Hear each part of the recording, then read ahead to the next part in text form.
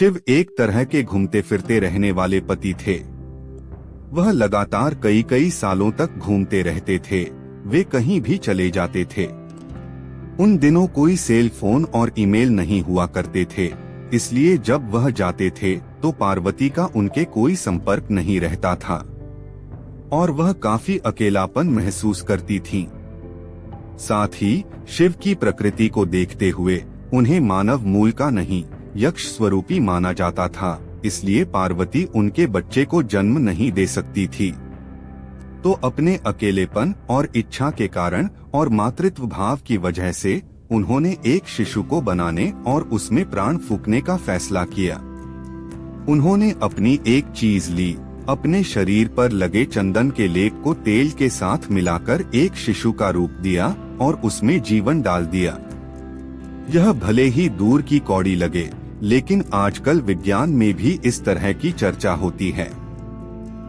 अगर कोई आपसे एक एपिथेलियल सेल ले ले तो किसी दिन हम उससे आपका कुछ बना सकते हैं। पार्वती ने उसमें प्राण फूंक दिए और एक बच्चे ने जन्म ले लिया। शिव ने गणेश का सिर क्यों काटा? कुछ साल बाद जब वह लड़का करीब 10 साल का था, तब शिव अपने गणों के साथ लौटे। पार्वती स्नान कर रही थीं और उन्होंने उस छोटे बच्चे से कहा, ध्यान रखना कि कोई इस तरफ न आने पाए। लड़के ने कभी शिव को देखा नहीं था, तो जब वह आए, लड़के ने उन्हें रोक दिया। शिव दूसरे ही मूड में थे, रुकने के लिए तैयार नहीं थे, तो उन्होंने अपनी तलवार निकाली और लड़के का सिर काट दिया। फिर पार्वती के पास आए। जब पार्वती ने उनके हाथ में खून लगी तलवार देखी तो वह समझ गई कि क्या हुआ। उन्होंने लड़के को सिर विहीन वहां पड़े देखा तो उनका गुस्सा भड़क गया। शिव ने उन्हें समझाने की कोशिश की, कोई बात नहीं, वह तुम्हारा असली पुत्र नहीं है। आखिरकार तुमने उसे बनाया और मैंने नष्ट कर दिया, इसमें क्या परेशानी है? लेकिन वह सुनने के मूड में नहीं थी। गणेश के पास हाथी का सिर क्यों नहीं है? बात को सुलझाने के लिए शिव ने अपने एक गण का सिर लिया और लड़के की धड़ पर लगा दिया। गणेश चतुर्थी वह दिन होता है जब उनके सिर को दोबारा लगाया गया था। शिव ने गणों के सरदार का सिर लेकर इस लड़के पर लगाया था, इसलिए वह बोले, अब से तुम गणपति हो, तुम गणों के सरदार हो। बाद में जाकर कैलेंडर कलाकार इस दूसरी तरह के प्राणी को नहीं समझ पाए और उन्होंने एक हाथी का चेहरा बना दिया। कथाओं में बताया जाता है कि कैसे गणों के अंगों में हड्डियां नहीं होती थीं। इस संस्कृति में हड्डियों के बिना किसी अंग का अर्थ हाथी की सूंड से लगाया जाता है, इसलिए कलाकारों ने हाथी का सिर बना दिया। आपको मानसरोवर के किनारे कोई हाथी नहीं मिलेगा क्योंकि वह इलाका उनके लिए सही नहीं है। वहाँ एक हाथी के लायक हरियाली नहीं है। शिव हाथियों को काटने नहीं गए होंगे, इसलिए गणेश के कई नाम हैं, गणेश, गणपति, विनायक, लेकिन उनका नाम गजपति नहीं है। गण शिव के साथी थे। हम नहीं जानते कि वे कहां से आए थे, लेकिन आम तौर पर कहानियों में उन्हें ऐसे प्राणियों के रूप में दिखाया जाता है जो इस लोक के नहीं थे। उस जीवन की बनावट इस जीवन से बहुत अलग है जिसे हम जानते हैं। आजकल आधुनिक बायोलॉजी साफ साफ कहती है कि एक कोशिका वाले जानवर से जीवन के सभी जटिल रूपों और मनुष्य की रचना हुई, लेकिन जीवन की मूलभूत प्रकृति वही है, उसमें बदलाव नहीं हुआ है, वह सिर्फ और जटिल होती जाती है। लेकिन गणों के जीवन का बनावट हमारे जैसी नहीं थी। वे धरती पर नहीं बने थे और उनके अंग बिना हड्डियों के थे। अगर आप अपने शरीर को अलग अलग तरीके से इस्तेमाल करना चाहें, अगर आप आसन करते हैं तो आप सोचते हैं कि काश आपके शरीर में हड्डियां न होती। मैंने 11 साल की उम्र से योग करना शुरू कर दिया था, इसलिए जब मैंने 25 साल की उम्र में हठ योग सिखाया तो लोगों ने मुझे देखकर कहा, अरे तुम्हारे शरीर में तो हड्डियां ही नहीं हैं, तुम हड्डी रहित हो। यह हर योगी का सपना होता है, कि एक दिन उसके अंगों में हड्डियां नहीं होंगे ताकि वह जो चाहे वह आसन कर सके।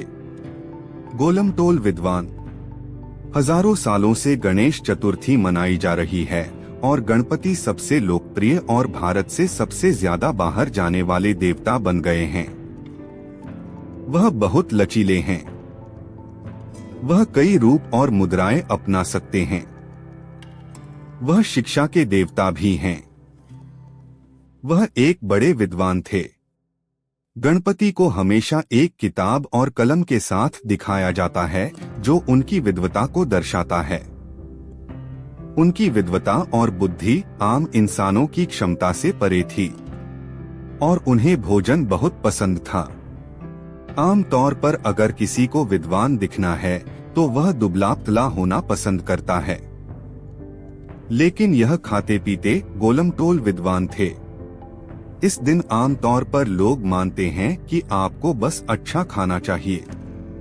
लोगों ने सिर्फ उनका मोटा पेट देखा, लेकिन नए सिर में उससे बड़े दिमाग को नजरअंदाज कर दिया।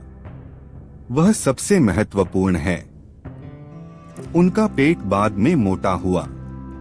शायद इतने बड़े सिर के साथ उनका चलने का मन नहीं करता था, लेकिन महत्वपूर्ण यह है कि उनकी बुद्धि बढ़ती रही।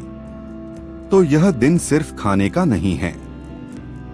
इस दिन आपको अपनी बुद्धि को बढ़ाना चाहिए, पेट को नहीं। सभी योग अभ्यास एक तरह से इसी बारे में हैं कि आपकी बुद्धि को एक जगह अटका हुआ नहीं होना चाहिए। ऐसे हजारों उदाहरण हैं जहां लोगों ने सरल आध्यात्मिक अभ्यासों से कई अलग अलग रूपों में अपनी बुद्धि को बढ़ाया। चिंता मत कीजिए, आपकी सूंड नहीं निकल आएगी, लेकिन आप बुद्धि को और बढ़ाने की कोशिश कर सकते हैं। गणेश चतुर्थी का महत्व। मानवता ने हमेशा अच्छे लोग पैदा करने की दिशा में काम करने की बड़ी गलती की है। हमें अच्छे लोगों की जरूरत नहीं है, हमें समझदार लोगों की जरूरत है। अगर आपके पास समझदारी है तो आप सही चीज करेंगे। लोग मूर्खतापूर्ण चीजें इसलिए करते हैं क्योंकि उनके पास समझदारी नहीं होती। चालाकी कोई बुद्धिमानी नहीं है। बुद्धिमानी का मतलब चतुर होना नहीं है। अगर आप वाकई बुद्धिमान हैं, तो आप 100% अस्तित्व के तालमेल में होंगे, क्योंकि बुद्धिमान होने का कोई दूसरा तरीका नहीं है। बुद्धिमानी का चिन्ह यह है कि आप अपने आसपास की हर चीज के साथ पूरी तरह तालमेल में हैं। आप अपने अंदर और बाहर कम से कम विचलन के साथ जीवन जी रहे हैं। गणेश चतुर्थी कम से कम अपनी बुद्धिमानी को बढ़ाने की कोशिश शुरू करने का दिन है। अगर आप सुबह में आसन करते हुए बिना हड्डियों के हाथ पैरों के लिए मेहनत करें तो ऐसा हो सकता है।